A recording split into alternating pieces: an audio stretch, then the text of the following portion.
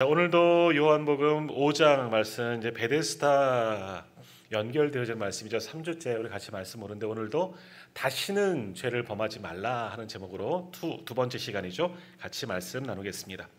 자, 다시 한번 오늘 말씀 5장, 요한복음 5장 한번 기억해 보겠습니다. 베데스다라는 연못이 있었죠. 이름이 뭐라고요?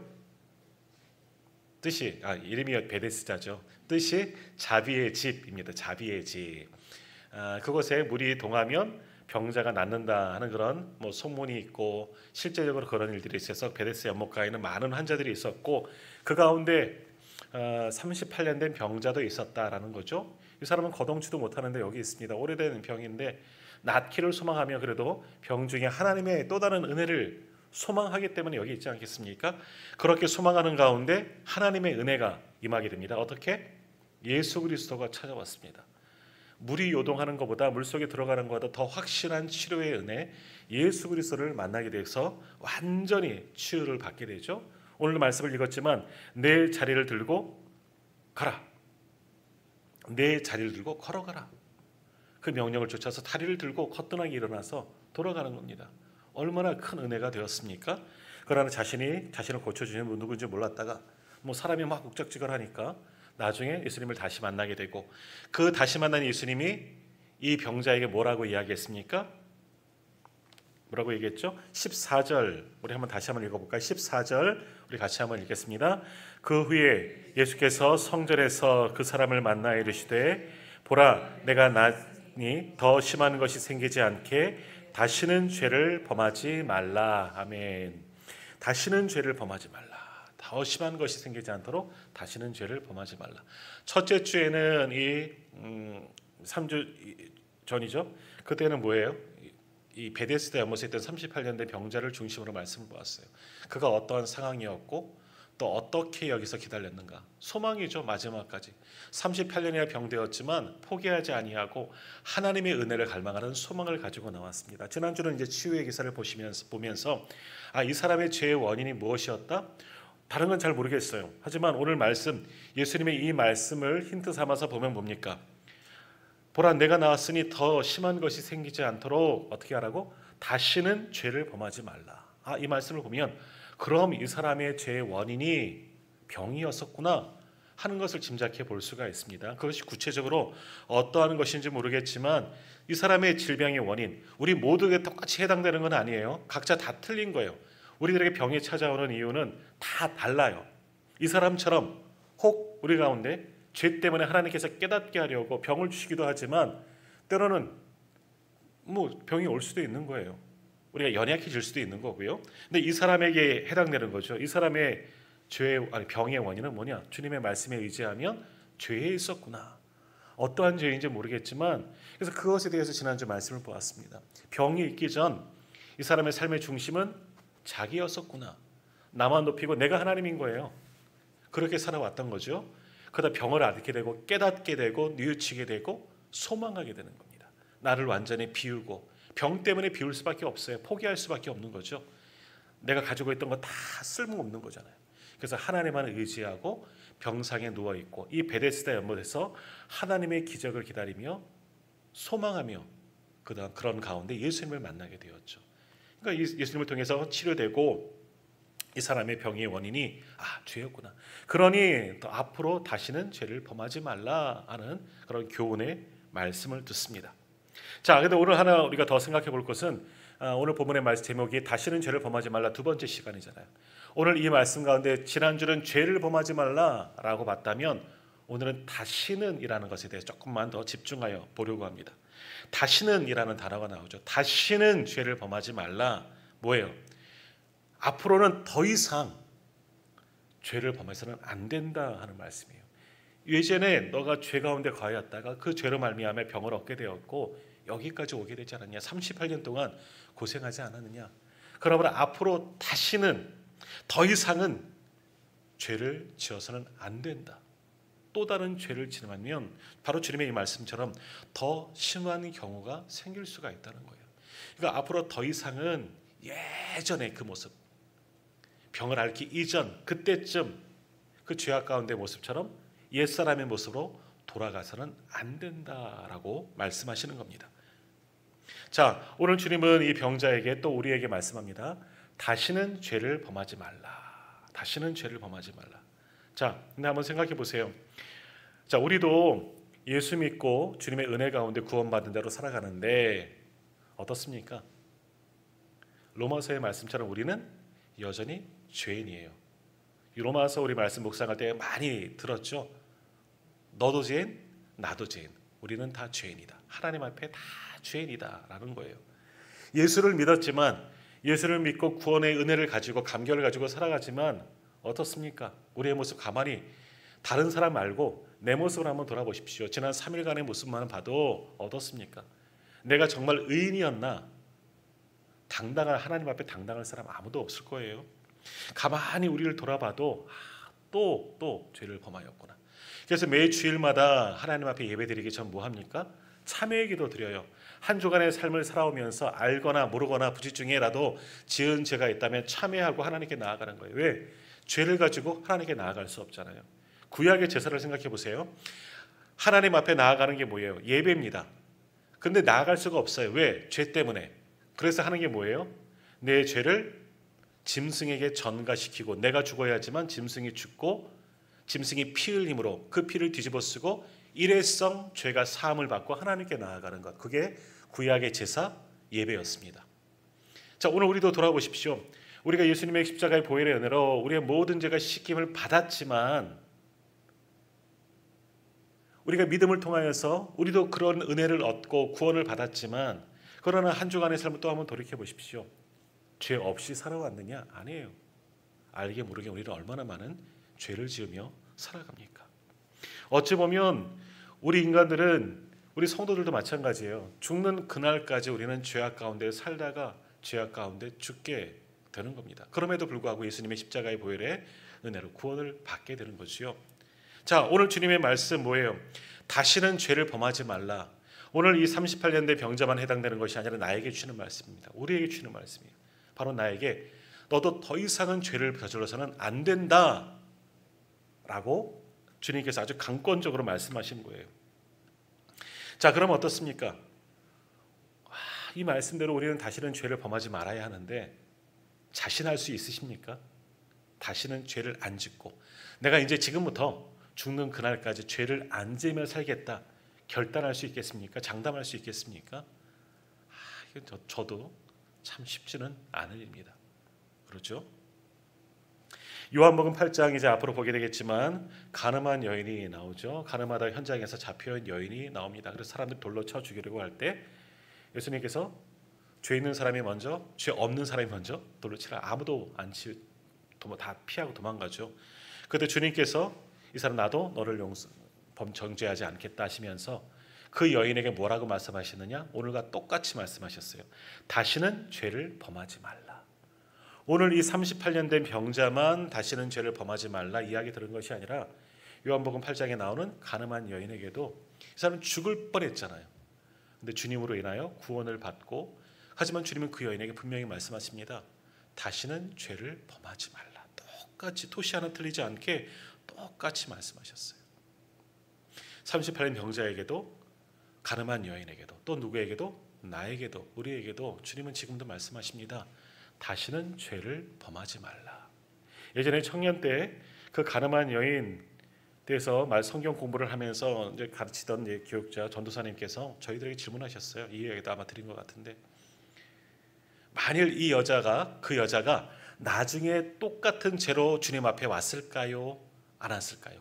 그러니까 다시 말하면 그 가늠한 여인이 예수님으로 인해서 구원을 받았는데 그 여자가 죄 가운데 빠졌을까요? 안 빠졌을까요? 라는 질문을 저에게 했어요.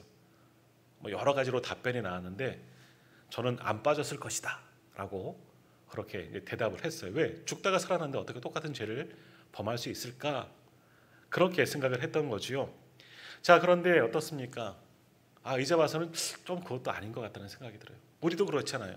우리도 주님으로 인해서 모든 죄가 씻김을 받고 용서함을 받고 구원의 은혜를 받고 오늘 주님 앞에 나와 예배드리고 있기는 하지만 우리의 가만히 우리의 모습들을 돌아보면 사람들 앞에는 실수하지 않고 죄가 범하지 않고 살아가는 것처럼 보여지지만, 그러나 하나님 앞에 섰을 때 하나님의 내가 심판대 앞에 지금 내가 당장 선다면 떳떳할 수 있겠느냐?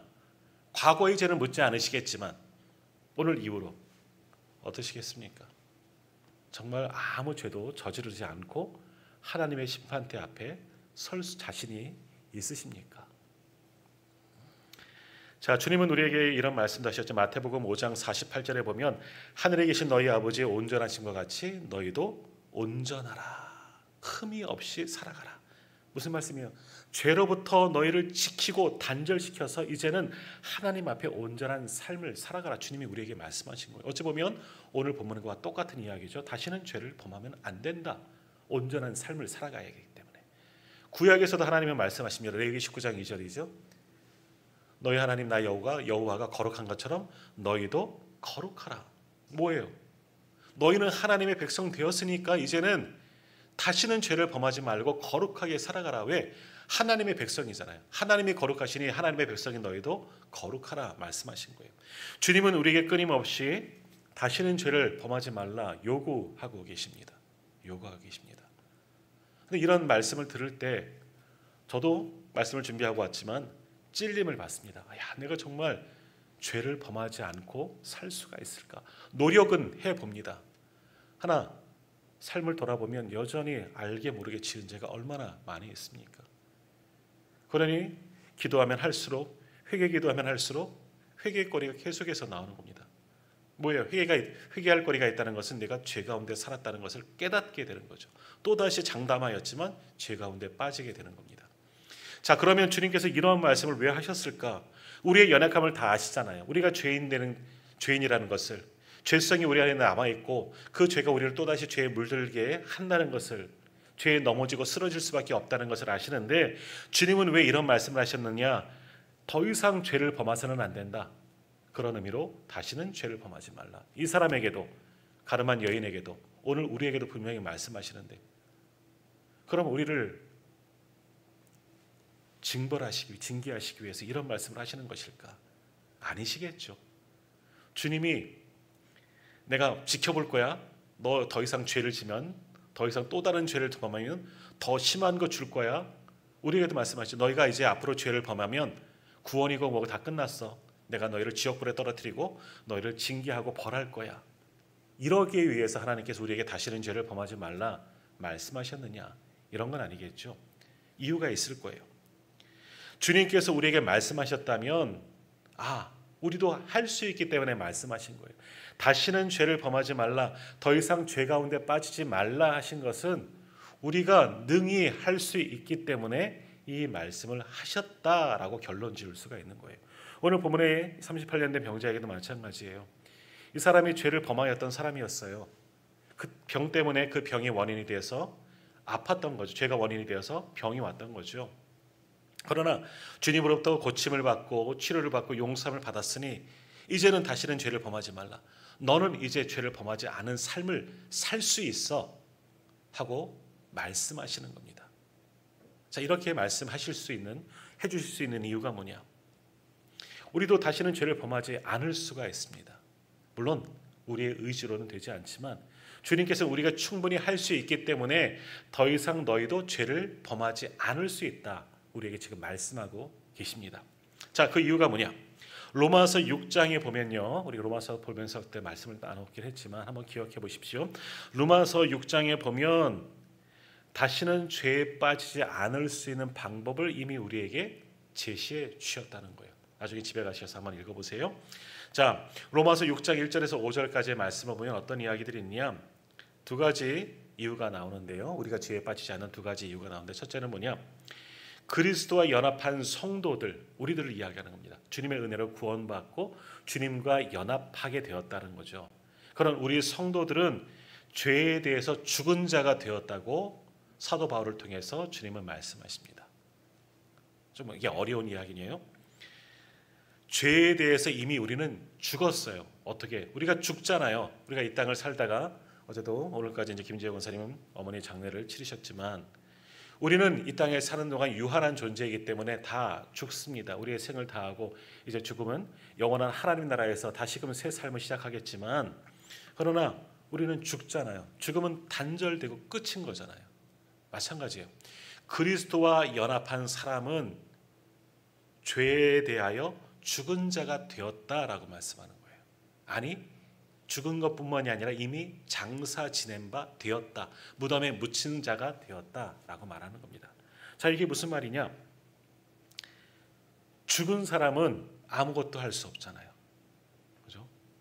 우리 예전에 부관참시라 그래갖고 뭐 나라의 큰 역적 같은 사람들은 묻혔어도 죽었어도 그 죄를 묻고 뭐 무덤에서 꺼내서 관에서 꺼내서 목을 베어는 그런 일들도, 그런 형벌도 있었습니다. 굉장히 참혹한 거죠. 수치스러운 그런 죄입니다. 하지만 죽은 자는 아무것도 할 수 없잖아요. 죽어 있는 시신이 무엇을 할 수 있겠습니까? 죽은 자가 뭐 착한 일도 할 수 없겠지만 죄도 지을 수가 없는 거예요. 그냥 죽어 있는 상태인 거잖아요. 죄에 대해서 죽었다 하는 것은 뭐냐? 아니, 죄에 대해서 죽은 것뿐만이 아니라 이미 장사 지낸 바 되었다. 무덤에 묻혔다는 이야기는 뭐냐? 이제는 죄에 대해서 아무것도 할 수 없는 자가 되었다라고 주님께서 로마서 6장에서 말씀한 겁니다. 그리스도와 연합한 사람은, 주님의 그 십자가의 보혈로 은혜 받고 구원받은 사람은 내 공로가 아니지만 주님과 연합하였기 때문에 주님의 그 은혜로 말미암아 죄에 대해서는 죽은 자가 되었다. 다시 말하면 이제는 전혀 죄와는 상관없이 살아가는 존재가 되었다. 주님이 이미 말씀하셨다는 거, 선포하셨다는 거예요. 우리의 의지가 아니라 그리스도와 연합하였기 때문에 우리는 죄에서부터 자유함을 얻게 되었다. 그것을 죄에 대하여 죽은 자가 되었다라고 말씀하는 겁니다. 두 번째, 그리스도와 연합한 성도들은 그리스도와 연합하여서 부활의 새 생명을 얻은 자이기 때문에 새로운 피조물이라게 되었다 그러잖아요. 새로운 피조물이 되었기 때문에 더 이상은 죄와는 관계없다는 거예요. 거듭났기 때문에, 주님으로 인하여 주님을 믿고 주님과 연합하여 거듭난 자가 되었기 때문에 이제는 주님과 같이 되었기 때문에 죄와는 멀리 떨어진 사람이 되었기 때문에 우리는 죄 가운데 빠지지 않을 수 있다. 다시 말하면 옛사람은 죽어서 두 가지를 조합하면 뭐예요? 로마서 6장에서 분명히 말씀하는 거예요. 그리스도와 연합한 자는, 예수를 믿고 예수님의 십자가의 보혈로 구원을 받은 사람들은, 그리스도와 연합한 사람들은 죄에 대해서는 이미 죽었다. 장사 지낸 바 되었고 주님과 연합하였기 때문에 새로운 피조물로 거듭난 존재가 되었다. 이전 옛사람의 모습이 아니라 이제는 거듭난 새로운 피조물이 되었기 때문에 내 의지로, 아니요, 그리스도로 때문에, 예수님 때문에 새로운 피조물이 되었기 때문에 완전히 이제는 죄와 단절된 삶을 살아갈 수 있다. 로마서 6장은 우리에게 말씀한 거예요. 여기에 내 공로는, 내 의지는 아무것도 없어요. 오직 누구로 인하여? 예수님 때문에, 예수 그리스도로 인하여 우리는 죄에서 멀리 떠나서 살 수가 있다는 겁니다. 자, 근데 이게 이론적으로는, 우리 생각으로는 맞아 그렇구나. 우리가 예수를 믿고 그리스도와 연합하면 죄에 대하여 죽은 자가 되고 더 이상 죄와 상관없이 살아가는 것이고 그리스도로 인하여 새로운 피조물이 되었으니 이제는 거룩하게 살 수 있구나. 알긴 알지만 그래도 이건 참 실제는 쉽지는 않다라는 겁니다. 그러나 분명히 주님께서 이 말씀을 주시는 것은 뭐냐? 우리가 능히 할 수 있기 때문에 이 말씀을 주셨다는 거예요. 우리가 할 수 없는데 어떻게 이 말씀을 왜 괜히 우리에게 주셔서 부담을 주느냐? 아니에요. 우리도 능히 할 수가 있어요. 우리도 부족하지만 사도 바울과 같은 사람들만 죄에 대해서 죽고 거듭난 새로운 피조물로만 살아가는 것이 아니라 우리와 똑같은 사람이에요. 우리도 능히 할 수가 있기 때문에 이 말씀을 주신 거예요.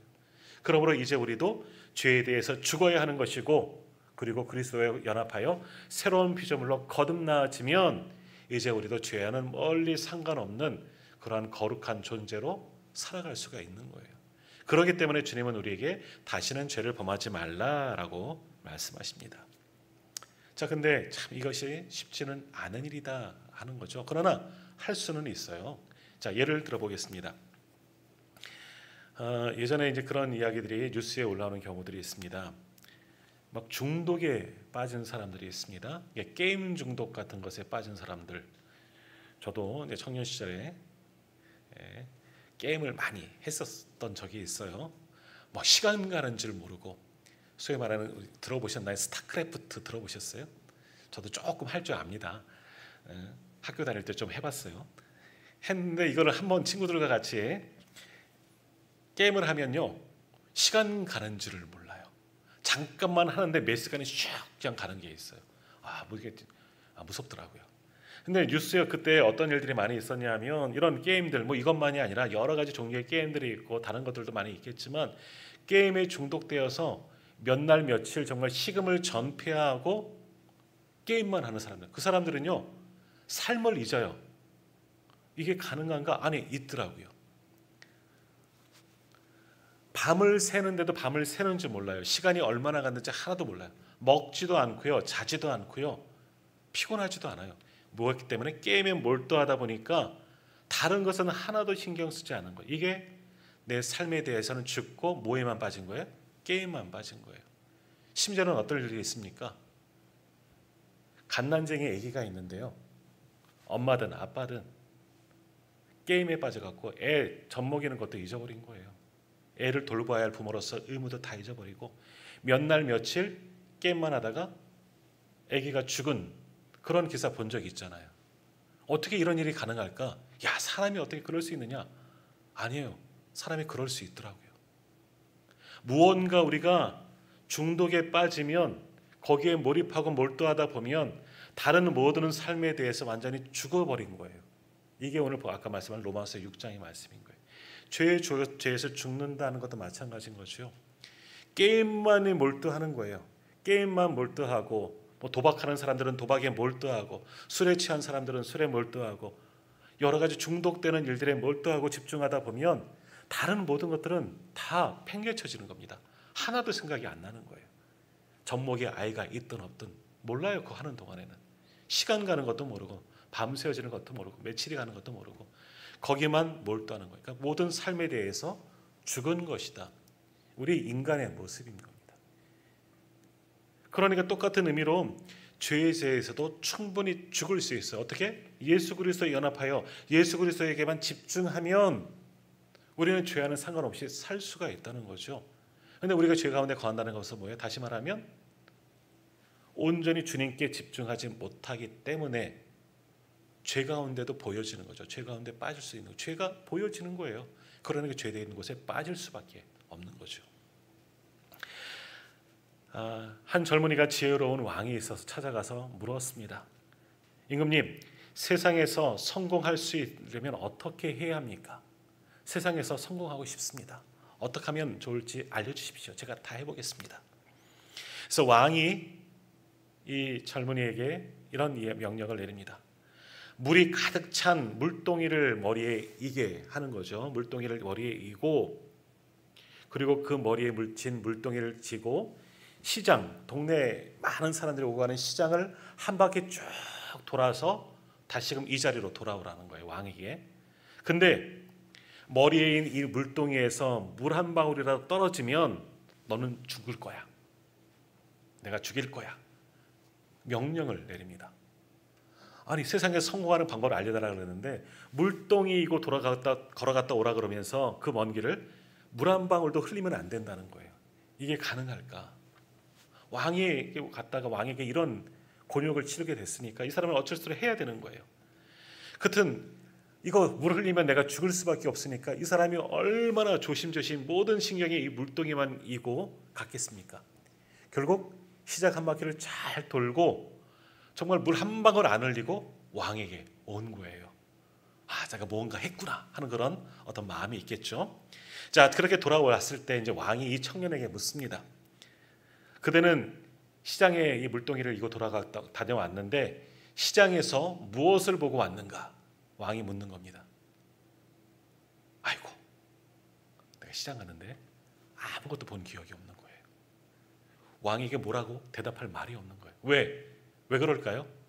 이 사람이 지금 뭐에 집중했어요? 물동이. 물 한 방울 흘리면 죽는 거잖아요.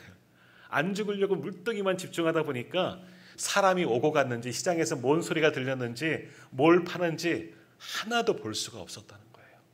가긴 갔어요. 시장 속에 가고 사람들이 뭐 있었던 것은 기억나는 것 같게 보여진 것 같은데 뭘 했는지 뭘 파는지는 하나도 기억이 나지는 않습니다. 왜? 머리에 있는 이 물동이 메고 오느라고 여기만 집중하느라고 아무것도 들리지도 않고 보이지도 않았던 겁니다. 물동이에 집중하느라고. 그래서 이 청년이 왕에게 말합니다. 임금님, 머리에 있는 이 물동이 때문에 송구스럽게도 듣거나 본 것이 아무것도 없습니다 하고 답을 했습니다. 그러자 왕이 인지하는 음성으로 그 청년에게 이야기합니다. 그대가 집중하는 것을 위해서 세상의 모든 소리와 유혹으로부터 그대를 차단하는 것, 그것이 바로 성공의 비결이네 하고 알려줬다는 거예요. 성공하려면 세상에 여러 가지 유혹되는 것들, 사람의 소리들, 이런저런 소리 다 차단하고 내가 하려는 일에만 집중하면 성공할 수 있다 하는 거예요. 맞아, 맞는 것 같아요. 공부할 때도 우리가 공부만 합니까? 학교 다니실 때 여기서 술리면 저기에 집중하고, 이 아이가 물어보면 여기 집중하고, 뭐 스포츠 중계라고 요즘 올림픽 하잖아요. 올림픽을 하면 뭐 양궁 막 금메달 따고 그러잖아요. 거기에 집중하게 되고 공부만 하나요? 그런 거예요. 우리가 무언가에 집중하게 되면 다른 게 하나도 들리거나 보이지 않는다는 겁니다. 이건 뭐예요? 내가 집중하는 것 외에 다른 것은 다 죽었다. 다른 것에 대해서 죽었다 하는 거예요. 자, 오늘 본문의 말씀이 이것입니다. 우리가 무엇에 집중하느냐에 따라서 우리도 죄에서부터 자유할 수가 있는 거예요. 예수 그리스도와 연합한 이후로 내가 예수를 믿고 구원받았다면 이제는 주님께만 바라보고 주님만 집중하면 죄에 대해서는 보여지지 않은 거예요. 우리 속에 있는 죄성이 남아있어도 죄 가운데 빠지지 않을 수가 있는 거죠. 왜?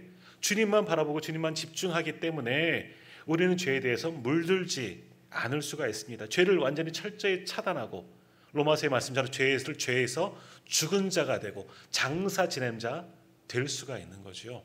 그런데 뭐예요? 내가 아직 주님께 집중하지 못하였기 때문에 돌아다니면서 물동이를 이고 돌아다니면서도 사방을 볼 수 있는 거죠.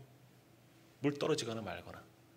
주님에게 집중하지 아니하고 다른 것을 바라보면 여전히 죄 가운데 빠질 수밖에 없는 거죠. 주님만 바라보고 구원의 은총과 감격으로 살아가면 결코 죄에 물들거나 빠지지 않을 텐데 그러지 못하였기 때문에 우리가 죄 가운데 빠질 수밖에 없다는 거예요.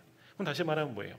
주님만 집중하면, 주님께만 우리의 시선을 고정시키면 우리는 거듭난 새로운 피조물로 주님과 연합하여 죄에서는 죽은 자가 되고 그리스도와 연합한 거듭난 새로운 피조물로 살아갈 수가 있습니다. 내가 그러지 못한 것은, 내가 여전히 죄 가운데 있다는 것은 그러지 못했다 하는 증거가 되는 거죠. 사실 저도 그렇습니다. 우리들도 마찬가지인 거예요. 주님만 집중하면 다른 것은 문제가 되지 않습니다. 결코 죄 가운데 빠지지 않는 거예요. 사도 바울은 그 비밀을 깨닫고 로마서 6장에 말씀하는 겁니다. 그리스도와 연합한 성도들은 죄에서 죽은 자가 될 수 있다. 아니 이미 장사 지낸 바 되었다. 죄로부터 완전히 단절하고 차단하고 거듭난 자, 그리스도로 인하여서. 그래서 그리스도와 연합한 사람은 옛사람이 아니라 새로운 피조물이 되었다. 분명히 말씀하고 있는 거예요. 자, 다시 한번 로마서 6장 한번 더 생각해 보겠습니다. 그러면 그리스도와 연합한 사람들은 이제 참된 부활을 이루는 겁니다. 부활의 삶을 살아가는 거예요. 우리는 부활을 언제 생각합니까? 예수님이 부활하신 것처럼 우리도 부활해요. 언제?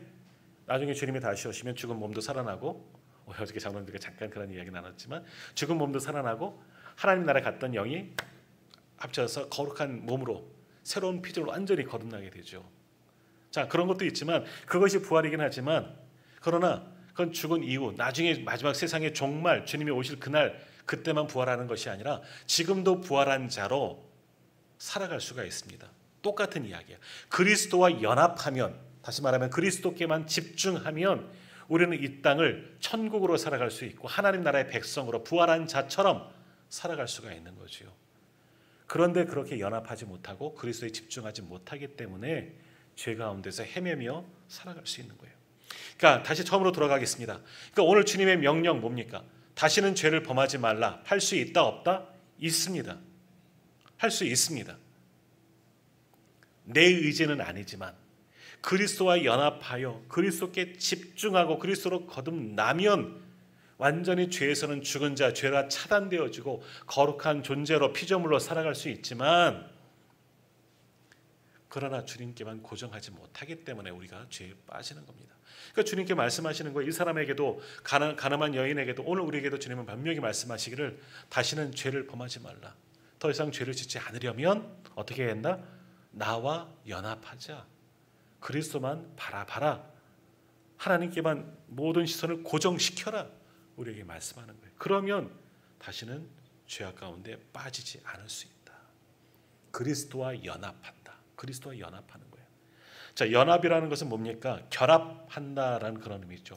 결합, 결속 뭐 이런 뜻을 가지고 있습니다. 결합은 뭐예요? 두 물체가 각각 고유한 형체를 지닌 채 함께 뭉쳐진 것을 결합한다라고 이야기를 하죠.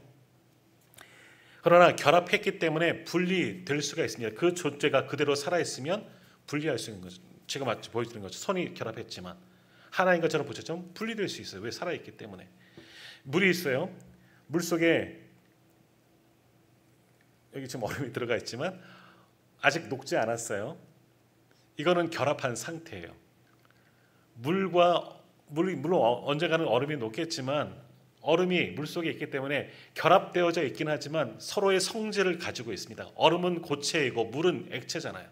그렇기 때문에 이것을 분리해낼 수가 있어요. 따라내면 물은 다 쏟아지고 얼음만 건져낼 수가 있는 거죠. 그러나 함께 있을 때는 결합되어졌다는 겁니다. 자, 이것도 결합이에요. 이것도 연합이 될 수가 있는 거죠. 그러나 이것은 진짜 연합이 되는 게 아니에요. 그럼 연합은 뭔가? 녹아지는 겁니다. 얼음이 시간이 지나면 예배 시간 끝날 때쯤 되면 어떻게 될까요? 완전히 다 녹아집니다. 녹아져요. 그렇다고 얼음이 없어졌다고 물이 갑자기 따뜻해졌느냐? 아니요. 원래 물의 온도로 돌아가느냐 하죠. 얼음의 찬 기운, 녹아졌지만 그 기운은 남아져 있는 겁니다. 그렇기 때문에 얼음은 보이지 아니하도록 물과 얼음은 이제서야 진짜 연합이 되어진 거죠. 이건 용해라고 표현하는 거죠. 형체가 없어진 겁니다. 소금도 그러잖아요.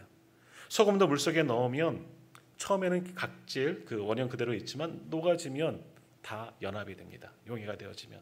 하지만 소금의 본질은 남아있잖아요. 짠맛이 나잖아요. 바닷물이 그런 거 아니겠습니까? 서로 연합되어지고 서로 합쳐졌지만 서로의 존재감은 나타나지고 있다. 이게 진짜 연합이다라는 거예요. 그러니까 연합도 굉장히 중요한 겁니다. 결합해야 되는 것. 주님과 연합한다는 것도 그래요.